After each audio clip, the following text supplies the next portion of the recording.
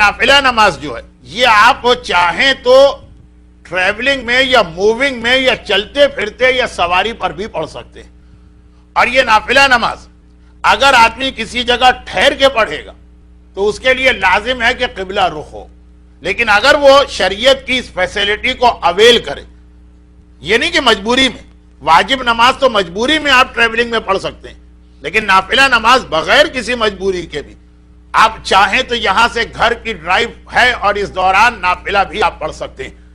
بس یہ ہے کہ اگر ڈرائیور ہے تو وہ زیادہ رسک نہ لے، یہ اپنے مہارت کے اوپر ہے. اگر وہ گاڑی چلاتے ہوئے بھی نافلہ پڑھ سکتا تو ٹھیک ہے وہ پڑھے، لیکن اگر اس کی یا اس کے ساتھیوں کی زندگی رسک میں ہے تو وہ نہ پڑھے، لیکن ساتھی پڑھ سکتے. اور طریقہ یہ ہوتا ہے کہ جب گاڑی میں بیٹھا ہو آدمی یا پیدل چل رہا ہے یعنی واک کر رہا ہو، واکنگ ہے، جاگنگ ہے، جس میں لوگ سی ڈی اور بی سی ڈی اور پتہ نہیں کیا بلا بلا کانوں سے لگا کے حرام کرتے ہیں، چاہیں تو اس میں نافلہ نمازیں بھی پڑھ سکتے ہیں. اور وہ اس طریقے سے کہ پھر قبلہ رخ ہونا ضروری نہیں ہے، ایک بات. اور دوسری بات یہ کہ رکوع اور سجدہ ضروری نہیں. وہ یہ ہے کہ آپ رکوع و سجدہ کریں گے تو، لیکن صرف سر کے ہلکے سے اشارے سے، کہ آپ الحمد کا سورہ آپ نے پڑھا، جب رکوع کا وقت آیا ذرا سا سر جھکا دیا اور اس کے بعد آپ نے سبحان رب العظیم و بحمدہ کا سر اٹھا لیا، یہ رکوع ہو گیا. سجدے کے لیے تھوڑا سا سر اور زیادہ جھکا لیا، مجبوری میں نہیں، جان بوجھ کر. آپ کے پاس ٹائم بھی ہے، آپ کو جگہ بھی مل رہی ہے، آپ آرام سے نماز پڑھ سکتے ہیں.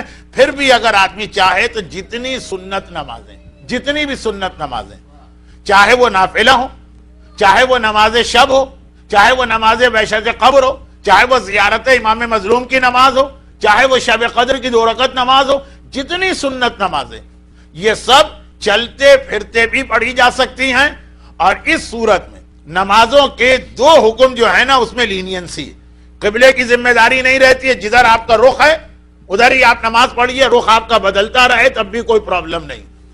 اور نمبر 2 یہ ہے کہ رکوع اور سجدے کے لیے پھر خالی سر کا اشارہ کافی. ہاں وضو ہونا چاہیے، اس دوران کسی سے آپ بات نہیں کر سکتے.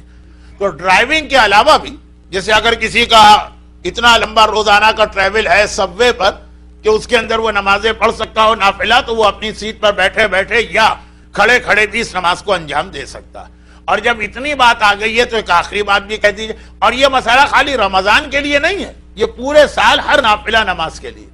اور اس سلسلے میں ایک آخری بات بھی کہہ دی جائے تاکہ آج کی تقریر جو 45 منٹ ویک ڈیز میں ہمارا ٹارگٹ ہے اس کے اندر مکمل ہو سکے. اور وہ آخری بات یہ کہ واجب نماز اگر آدمی ٹائم پر نہ پڑھے تو اس کی قضا کرنا ہوتی ہے. ہاں جمعے کی نماز کی قضا نہیں ہے، وہ مسئلہ بتانے کی ضرورت نہیں ہے. عیدین کی نماز کی قضا نہیں ہے، لیکن عیدین تو آج کل واجب ہی نہیں. واجب نماز اگر وقت پہ نہ پڑھی جائے تو اس کی قضا.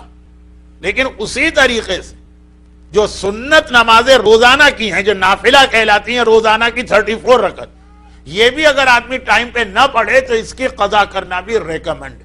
چنانچہ اگر کوئی آدمی ہماری پہلی تقریر نماز شب اگر وہ اس کے ٹائم پہ نہ پڑھ سکے تو صبح 8 بجے یا 7 بجے یا 9 بجے جب وہ آفس جا رہا تو وہ اس طریقے سے جو ابھی آپ نے سنا چلتے پھرتے بھی نماز شب کی قضا کر سکتا ہے.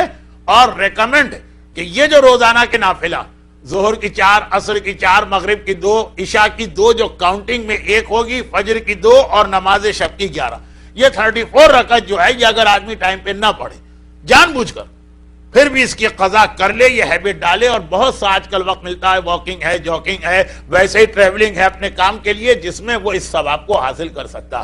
لیکن خاص بات یہ ہو رہی تھی کہ مغرب اور عشاء خاص طور پر ماہ مبارک رمضان اس کے اندر چونکہ نماز بھی شارٹ پڑھنے کا حکم ہے اور نمازوں کے بیچ میں وقفہ بھی کم دینا چاہیے، اس لیے یہاں پر فی الحال یہ نافلہ کا وقت نہیں دیا جا رہا، لیکن آپ بعد میں آدھی رات تک 12 بجے تک اس نماز کو پڑھ سکتے ہیں.